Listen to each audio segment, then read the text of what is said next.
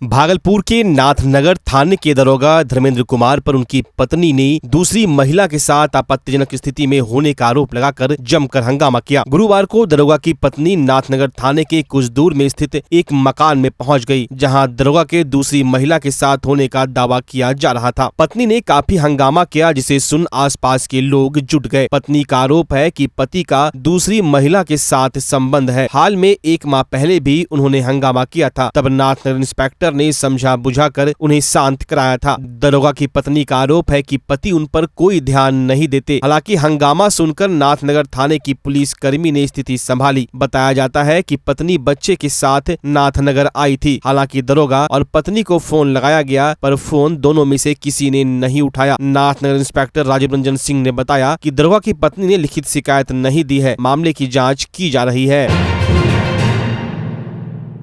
भागलपुर में एक पति अपनी विकलांग पत्नी को गोद में लिए जिलाधिकारी से बैटरी वाले साइकिल मांगने के लिए पहुंचे। मालूम हो कि पति पत्नी बीते 2 महीने से जिलाधिकारी के कार्यालय का चक्कर लगा रहे हैं। कई बार उन्होंने लिखित आवेदन भी दिया, लेकिन कोई सुनवाई नहीं हुई। पत्नी 80% विकलांग है। पति मजदूरी कर घर का भरण पोषण करते हैं। अग्निकांड हादसे में घर में रखे सारे सामान जलकर राख हो गए थे। सरकार की तरफ से दिए गए ट्राईसाइकिल भी इस हादसे का शिकार हुआ था, जो पूरी तरह जलकर खाक हो गया। अब उक्त महिला को आने जाने का कोई साधन नहीं है। ट्राईसाइकिल के लिए विकलांग महिला पिछले 2 महीने से जिलाधिकारी के कार्यालय का चक्कर लगा रही है, लेकिन अभी तक उसे ट्राईसाइकिल मुहैया नहीं कराया गया है। भीषण गर्मी के बीच पति अपनी पत्नी को गोद में लिए जिलाधिकारी के कार्यालय पहुंचे और वहां उन्होंने लिखित रूप से जिलाधिकारी को आवेदन देकर बैटरी युक्त ट्राईसाइकिल की मांग की है। मालूम हो कि सबौर प्रखंड के बाबूपुर इलाके के रहने वाले पंकज मंडल के घर में 6 मार्च को शॉर्ट सर्किट की वजह से आग लग गई थी। हादसे में घर में सारा सामान जलकर राख हो गया। इसी हादसे में विकलांग महिला अनीता देवी का ट्राईसाइकिल भी पूरी तरह जल गया। पीड़िता ने बताया कि जिलाधिकारी से हम लोगों की मांग है कि हम लोगों को बैटरी वाली एक गाड़ी दे दे, जिससे कि हम लोग बिजनेस कर सके। अग्निकांड में घर में सारा सामान जलकर राख हो गया था। सरकार की तरफ से मिलने वाला मुआवजा भी हम लोगों को नहीं मिला है। 2-3 महीने से जिलाधिकारी के कार्यालय का चक्कर लगा रहे हैं, लेकिन कोई सुनने वाला नहीं है। किसी तरह पति गोद में यहाँ तक लाते हैं। अब देखना यह होगा कि कब तक जिला प्रशासन पीड़ित परिवार को मुआवजा दिला पाता है। डीएम साहब से मिलने क्या चीज के लिए? गाड़ी के लिए, बैटरी वाला गाड़ी के लिए कोई बिजनेस करेंगे। जल गया, गाड़ी दिया था जल गया।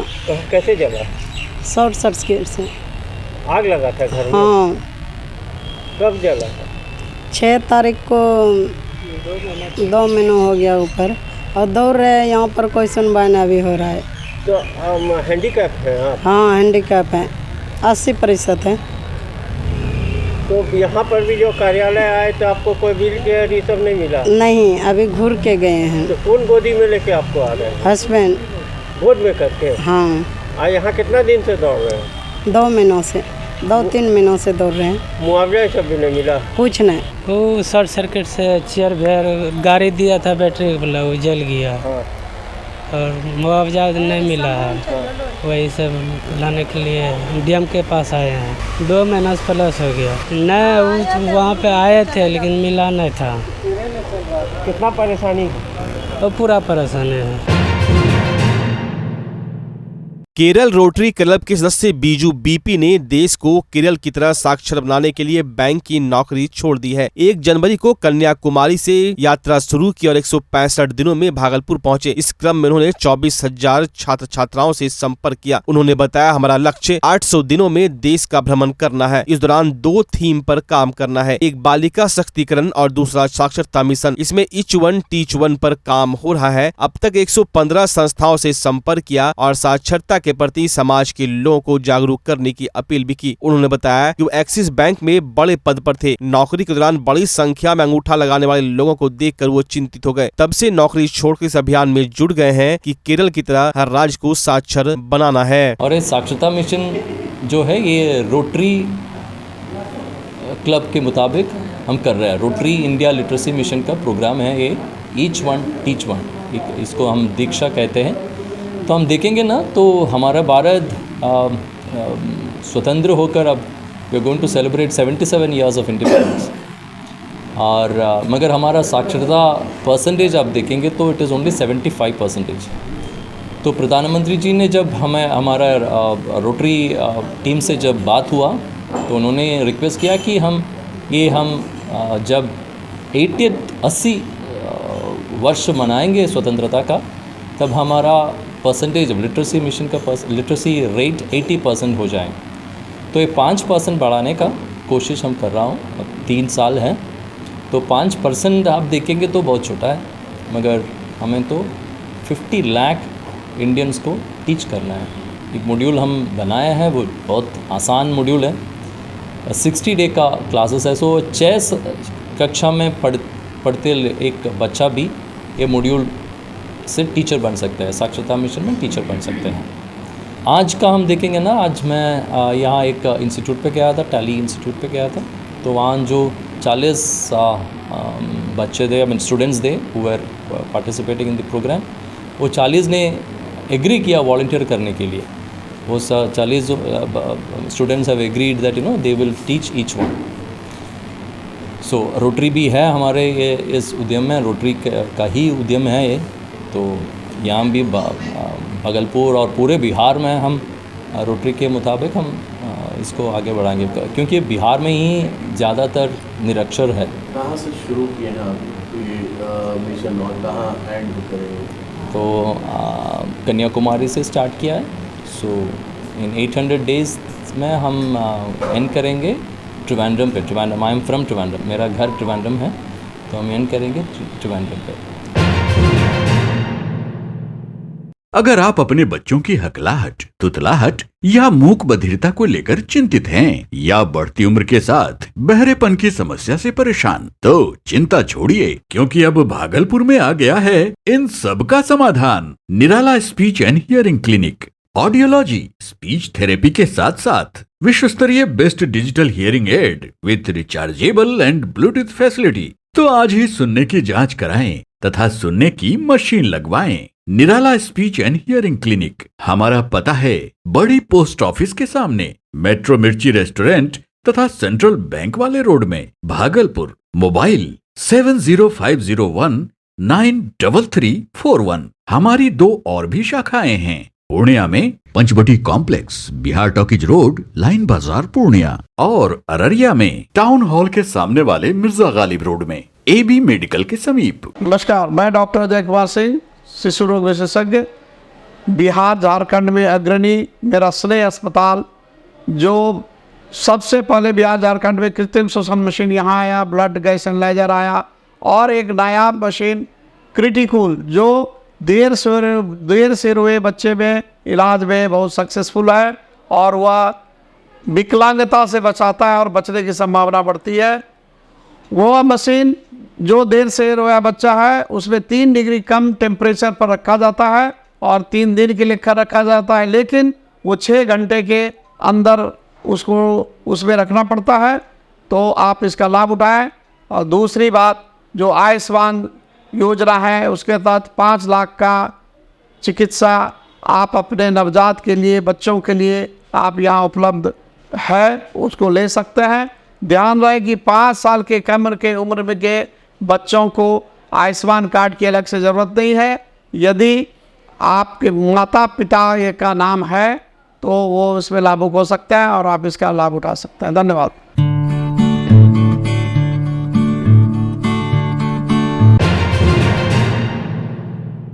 खगड़िया लोकसभा से नवनिर्वाचित सांसद राजेश वर्मा भागलपुर पहुंचे। भागलपुर के विभिन्न चौक चौराहों पर लोजपा रामविलास के कार्यकर्ता, भाजपा के कार्यकर्ता सहित एनडीए के कई कार्यकर्ताओं ने इनका गर्मजोशी से स्वागत किया। भागलपुर की सड़कों पर चिराग पासवान जिंदाबाद, नरेंद्र मोदी जिंदाबाद, राजेश वर्मा जिंदाबाद के नारे गूंज उठे। मौके पर राजेश वर्मा ने कहा कि जिस तरह हमारे राष्ट्रीय अध्यक्ष चिराग पासवान ने मुझ पर भरोसा जताया, उस भरोसे पर हम खरे उतरेंगे। आगे उन्होंने कहा कि अब खगड़िया लोकसभा क्षेत्र में विकास की गंगा बहेगी। आपको बता दें कि सांसद राजेश वर्मा का गृह जिला भागलपुर ही है।